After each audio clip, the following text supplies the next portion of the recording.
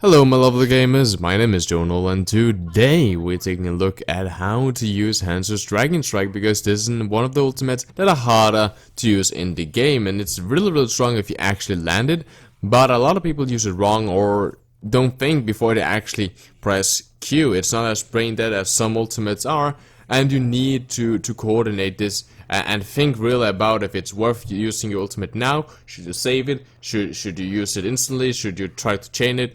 And there's so much about it, so therefore we will take a look at that now. And I'm still collecting questions for the Q&A. It will be up very soon, just gathering the last few questions since we got a big subscriber bonus.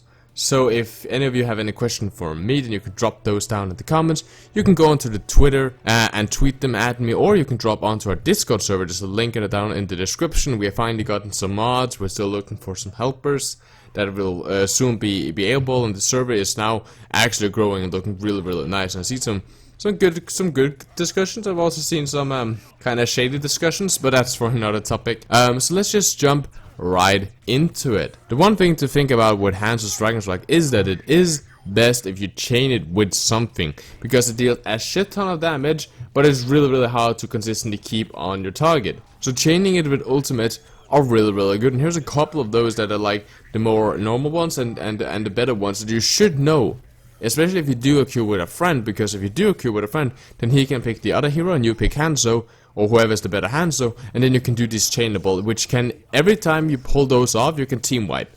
So let's say that your team can't even break the choke. You can't break the choke. The enemy team is just beating you on pure mechanical aim and strafing and abilities and stuff like that. Every time you and your friend lands this ult combo, it's a wipe. You have won the push, and then you can continue to actually win the entire map, or at least get really far in the map with only using these ult combos. So first of all, the Earth Shadow combo. Of course, if you can manage to Earth Shadow the enemy team and then just Dragon Strike over, then the Dragon Strike is just a good follow-up. And there's a lot of ways to do this. Of course, if you have Reinhardt and the enemy team doesn't, then a lot of time that's a free Earth Shadow. However, if the enemy team has a Reinhardt, then a lot of time you can either your team can try to focus on the shield, break it quickly and then shatter, or one that a lot of people don't do, you fire the Dragon Strike first on the Reinhardt, make sure that he can't easily just strafe out of it, and then you Earth Shadow that Reinhardt, right? Because he has a choice. He can either stand still with his shield up, die, and then you get a free Earth Shadow after that, or he moves, he gets Earth Shadowed and dies, and then the other people, hopefully does also come from that Earth Shadow, also dies. So it works both ways. It doesn't have to be the Earth Shadow lands first, you can also just Dragon Strike first. The other one is called Graviton. Sorry, drops a Graviton, and then you fire Dragonstone straight onto that. And I'll talk a little bit about later why you have to be careful while using this ult combo and also other ult combos when you use Hanzo. But I'll talk to that a little bit later. Let's just jump straight onto Blizzard Mei. A lot of people don't use Mei for some reason anymore, especially since it's actually obvious. There's a lot of dive comp in, and Mei is not that profoundly efficient in a dive comp or against a dive comp. However, if you can drop a Blizzard, then you freeze anything, then you run the Dragon Strike over, that can be good. Note that this is a little bit inefficient because Blizzard is so big compared to Dragon Strike that you probably won't catch everyone in it.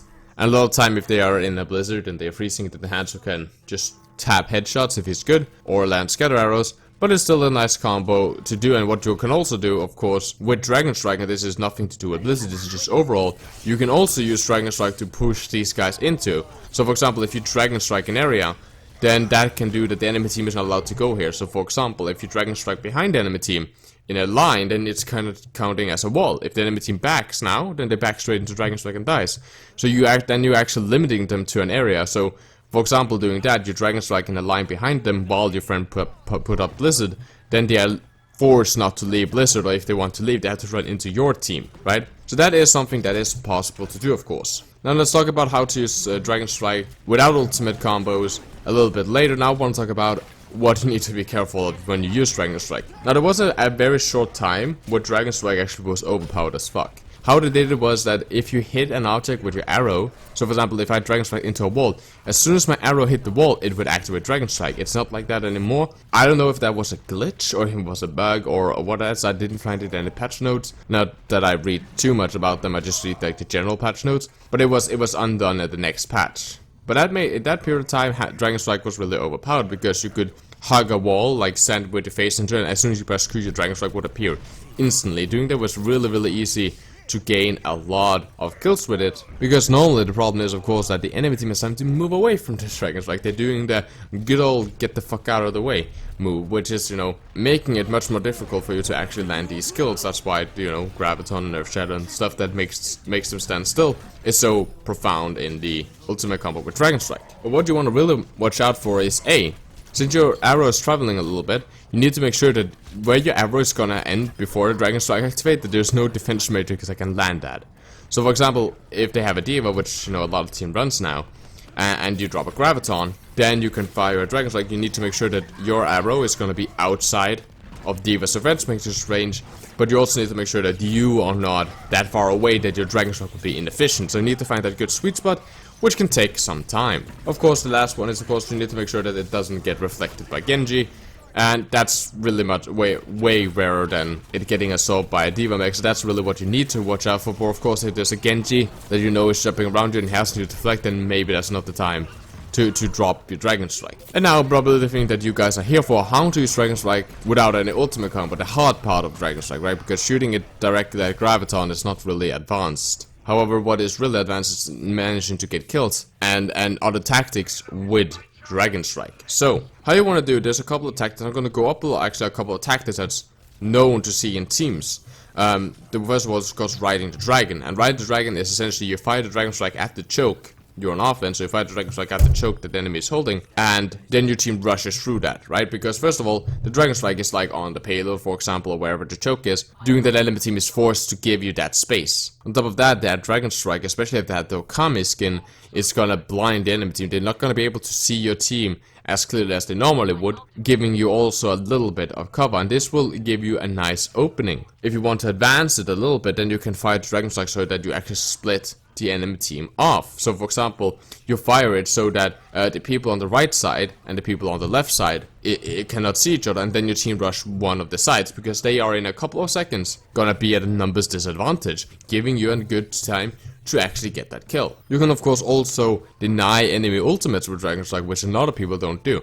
If your team get Earthshadowed and the enemy team rushes you with your Reinhardt and all that shit, and you fight Dragon Strike, then you are making sure that, okay, I have Dragon Strike my people that is on the ground. You can go and try to hit them, but at that time you will be inside Dragon Strike and you will probably die, right? The same with Graviton. If your team gets Graviton and there's a Reinhardt that wants to rush them or something, if you Dragon Strike your team that's caught as this Graviton, then you say, okay, again, you can hit my team, but if you get close to them, where a lot of your heroes is probably effective, because we have our own Reinhardt shield or whatever, they will start taking a lot of damage and they will die. So that will actually be inefficient. And that's a lot of good ways where you can actually force the enemy team to not go in on kills. Blizzard is a little bit harder because a lot of time your shield user is of course frozen at that time. So if the enemy team freezes your shield users, then they can shoot you on range. But a lot of this Graviton and Earthshadow, where you will have Dragon Strike just running over them, and especially Earthshadow, which is very tight. So it doesn't matter if you don't have your shield user over, because your Dragon Strike will probably cover them all the time. And how to get kills with Dragon Strike? Well, a lot of time it's good to try to find a situation where the enemy team is stacked onto something, or just an enemy or two is in an area where they have low mobility possibilities.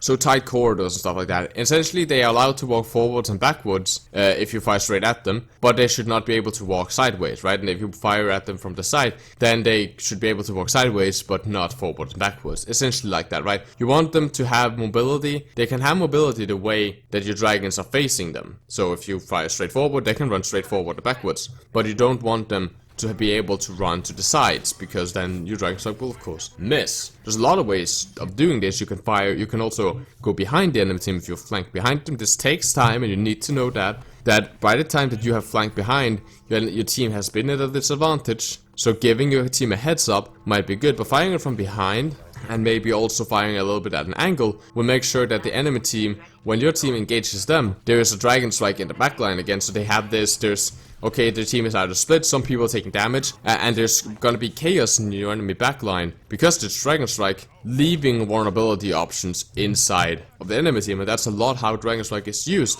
when it's not chained with ultimate. You use it to split the enemy team, to create chaos, and to make sure that, okay, denying a small area for a very short period of time such as you can't go backwards now, you can't be on the objective right now, right? So if you are pushing the last bit of, for example, King's Row, and your team is on the payload, okay, we need to push this, you just dragon strike the payload. The enemy team has the option, okay, we can go on the payload and contest and die, or at least take so much damage that we're gonna be a huge disadvantage, or we can let them win, right? They will of course rush and you will have a huge advantage. That's normally how you do it. If you want to get kills with dragon strike, you need to either caught the enemy in an ult combo, or you need to get a good flank onto them where you know you're firing from an angle where they did not expect it coming from, so that they don't have time to react and move, right? So the closer you are, of course, the shorter warning the enemy team has. But a lot of time it's good to use Dragon Strike not to get kills, but rather to separate the enemy team and making sure that the enemy team is split, has a disadvantage, is getting pushed away from each other, right? Dragon Striking where all their support players are standing, making them moving even further back, does that they can't heal for a short period of time. The team, giving you a huge advantage as long as the team is actually pushing them. And that's all for today, guys. I hope you enjoyed. This is a Hanzo ultimate guide, and I'm thinking about doing more of these ultimate guides since my Dragon Blade ultimate guide was so well received. So guys, I hope you enjoyed. Drop your question for the FAQ or the Q&A or whatever you want to call it down in the comments. Like if you like this, like if you dislike, subscribe if you're new and you want to see more video and content like this. I hope you all have a lovely gaming experience. My name is Jonal, and as always, guys, keep the enemy in your crosshair.